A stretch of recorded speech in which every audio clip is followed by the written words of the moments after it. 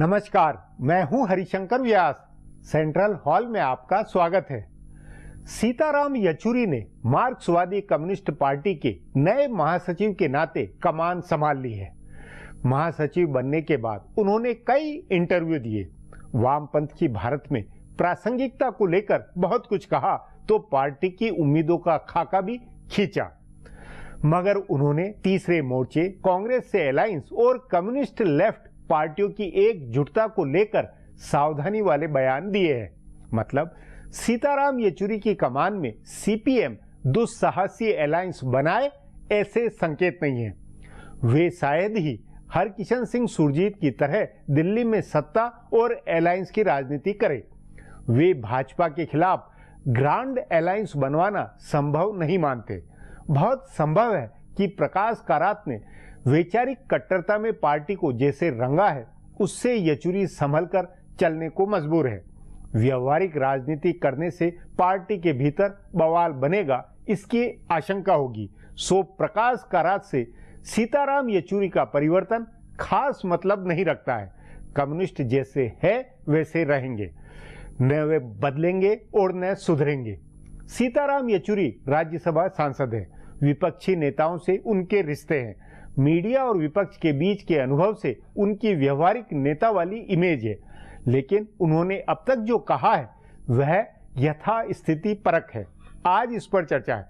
इस पर चर्चा के लिए आज मेरे साथ वरिष्ठ पत्रकार नीरजा चौधरी है। नीरजा जी, सीपीएम के नए महासचिव सीताराम येचुरी ने कई इंटरव्यू दिए हैं, कई तरह की बातें कही है। क्या लगता है कि उनकी बातों से कि वामपंथ या कम्युनिस्ट पार्टियां सचमुच में प्रासंगिक इस देश की राजनीति में वापस बन सकती है?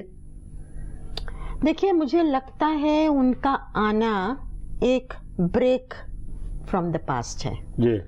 क्योंकि खासकर प्रकाश कारात जो बहुत हिम्मती नेता रहे हैं, जिसको कहते हैं ना अडिग, लेकिन फ्लेक्सिबल नहीं थे, वेरी डॉगमेटिक, डॉक्ट्रिनेर। और सीताराम येचुरी ने तो ये कहा है कि यूपीए को वामपंथियों का सपोर्ट विड्रॉ करना न्यूक डील पे एक गलती थी, प्राइस राइज पे करते अच्छा है, अपोज किया वो ठीक था। तो मैं बताती हूँ क्यों ये ब्रेक फ्रॉम द पास्ट है। प्रासंगिक रूप से आज जो देश की स्थिति है, लोग कहते हैं कि ये हरकिशन सुरजीत की तरह है, उसी मोल्ड में है।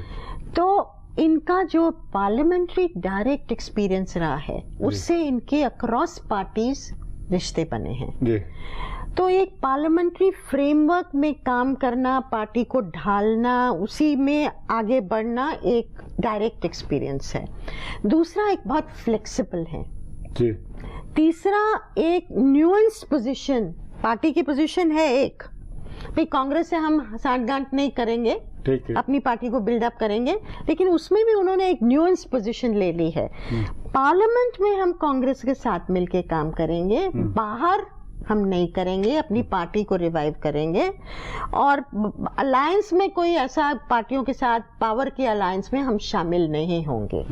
तो एक न्यूएंस पोजीशन है, कोलैबोरेट भी करेंगे। जैसे कि लैंड बिल को लेके मुझे मालूम है, पार्लियामेंट के सेंट्रल हॉल में बैठ के सीताराम येचुरी ने अगुवाई की ऑपोजिशन पार्टीज की कि रणनीति क्या होनी चाहिए कि लैंड बिल को नहीं आने दिया राज्यसभा में, कि हम पेश ही नहीं होगा, रिजेक्ट नहीं होगा, जॉइंट सेशन का की संभावना ही नहीं होती है। मतलब ये जो सोच भी है। तो कुल मिलके सब पार्टियों, जो विरोधी पार्टियां, उनके साथ वो काम करते दिखे हैं। तो चाहे पार्टी की जो भी पोजीशन हो, पार्लियामेंट के अंदर ऑपोजिशन पार्टीज के साथ उनकी भूमिका रहने वाली है, बहुत अहम भूमिका रहने वाली है। अहम और अलग सी लगती है पूरा पिछली लीडरशिप से। लेकिन उसमें ये नहीं लगता कि ये फिर वो ऊपर की राजनीति में, संसद के अंदर की या जोड़ तोड़ या एक अलायंस बना, उस राजनीति में, और जो असली चुनौती है जिसका न प्रकाश कारात का समाधान था न इनके पास है, कि जमीन में कैसे रिवाइव किया जाए, जो बंगाल केरल में जो रेत महल जो ढह गया उसको कैसे वापस बनाया जाए, ये इसको लेकर क्या सोच निकलती है?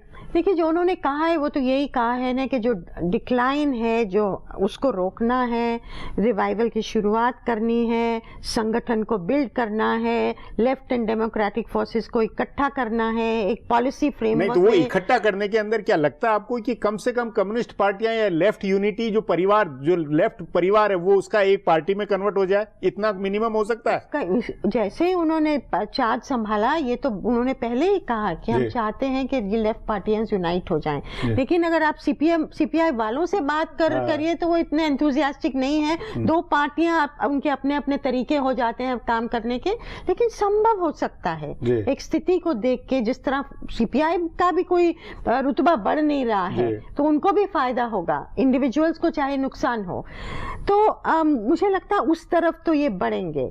लेकिन जो चैलेंज पहले आएगा, मानिक सरकार तो अपनी जगह वो त्रिपुरा में वो एक पुख्ता है, वो एक अनुभव, जो अकेले जो मुख्यमंत्री है, जो अपने आप में लेफ्ट की विचारधारा से ज्यादा अपनी व्यक्तिगत इमेज के कारण उनकी पूंजी बने हुए हैं, पूंजी बनी है। और आपको हैरान किसी ने मुझे बताया, डेफिकेशन फ्री स्टेट जो है जी त्रिपुरा है। आज सारा देश बात कर रहा है। बिल्कुल करप्शन का, सच में जो करप्शन आजाद मुक्त अगर कोई प्रदेश है तो वही माना जा रहा है सब। और दूसरी बात है कि बंगाल में क्या होता है, 2016 में शायद ये लोग नहीं जीत पाए क्योंकि ममता बनर्जी की भी अभी पकड़ है रूरल एरिया नहीं, लेकिन आपके अनुसार जनता के बीच में इस विचारधारा में फ्लेक्सिबल होके वैचारिक जो जुमले उनको बदलकर और कुछ नई भाषा में, नए अंदाज में प्रस्तुत करें, ये से संभव है? सीताराम येचुरी से देखिए, हिंदुस्तान जैसे देश में आप कलेक्टिव लीडरशिप की बात की जाती है। अब मैं सोचती थी न्यूक्लियर डील का आप जब विरोध किया था, अगर प्रकाश करात उस समय निकलते, इंडिविजुअल लीडर अमेरिका को टेक ऑन कर रहे हैं, कई तबके होते, माइनॉरिटीज होती, कई तबके होते, उनके साथ जुड़ते। कलेक्टिव लीडरशिप फेसलेस लीडरशिप होती है। हिंदुस्तान का, हमारा देश फ्यूडल है, माने ना माने, अच्छा है बुरा जैसे उस नाते एक पर्सनालिटी का उभार भी एक लेफ्ट नेताओं में बहुत जरूरत है, बहुत जरूरी है। और दूसरा, पॉलिट ब्यूरो में आपकी एपेक्स कमिटीज में आपको नया ब्लड लाना ही पड़ेगा। आप टाइम वॉर्प में नहीं रह सकते। जो था ठीक है, आपकी विचारधारा की वो एक फ्रेमवर्क है, लेकिन उसमें उसके अंदर भी आप रहते हुए भी आपको वो फ्लेक्सिबिलिटी दिखा के आज की स्थितियों में आगे बढ़ना है।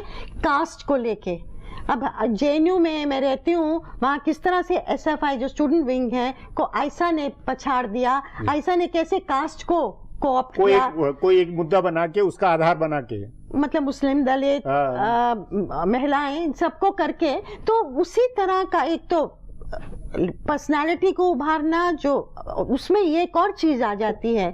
यहाँ आप कहते हैं कि एग्नोस्टिक हैं, एथिस्ट हैं, इसको आप मानते हैं, मानिए, तो पूरा हिंदुस्तान तो नहीं है ना। वो तो धर्म और वो सब तमाम बातें हैं, उसको भी दोबारा सोचना पड़ेगा। आप माने ना माने, उस इडियम को से एम्पथाइज करना, तो एक नए तरीके से, क्योंकि लेफ्ट पार्टीज जो कि गरीब देश में गरीबों की हिमायती हैं इतनी, और सिर्फ 3 प्रदेशों तक सीमित हो जाए, समझ में नहीं आता। कुछ फंडामेंटली रॉन्ग है। इतने सालों से ये आगे नहीं बढ़ पाए हैं। तो सीताराम येचुरी को बहुत फंडामेंटली सोचना होगा और नई चीजें करनी होंगी, और वो संभव तभी होगा कि एक नई टीम। नहीं, अब इसमें एक बुनियादी जो आपने कहा कि कलेक्टिव लीडरशिप कुल मिला के मिजाज है लेफ्ट पार्टियों का, उसमें क्या पोलित ब्यूरो, ये सेंट्रल कमेटी, ये कुछ इस जो ये कि पर्सनालिटी ओरिएंटेड हो, कुछ जुमले बदलें, कुछ भाषा, ये संभव है? कुछ व्यवहारिकता लगती कि ये ऐसा सोच भी सकते हो ऐसे? तो फिर नहीं तो फिर खत्म होते चले जाएंगे। अगर ये मतलब इनकी बुनियादी तौर पर सबको, सीताराम येचुरी के लिए चैलेंज ये कि वो अपनी पार्टी के अंदर पहले समझ पैदा करे। बिल्कुल सही है। और जिस तरह से यूपीए 1 के कॉन्शियस कीपर रहे ये, जब तक यूपीए 1 इनके साथ रही, एकदम honeymoon period doctor Manmohan Singh का चलता रहा, जैसे ही अलग हुई एकदम डिक्लाइन शुरू हुआ। तो कहीं ना कहीं लेफ्ट को ये रोल भी अदा करना पड़ेगा। और आगे जाके तो हम देख रहे हैं ना कि जो ऑपोजिशन फोर्सेस का ये है कि जनता परिवार सेंट्रल बनेगा, रीजनल पार्टीज जुड़ेंगी, और 2019 में ऐसा मौका आएगा कि एक तरफ लेफ्ट उनको सपोर्ट करेगा बाहर से, एक तरफ कांग्रेस करेगी। ये सपना है ना उनका। ये भी एक थीसिस है जिसके अंदर इनका भी रोल हो सकता है ऐसा। आगे जाके जी नीरजा जी, बातचीत को यहीं समाप्त करेंगे। प्रोग्राम में आने के लिए बहुत बहुत धन्यवाद। हमारा प्रोग्राम अब यहीं खत्म होता है, मुझे इजाजत दीजिए।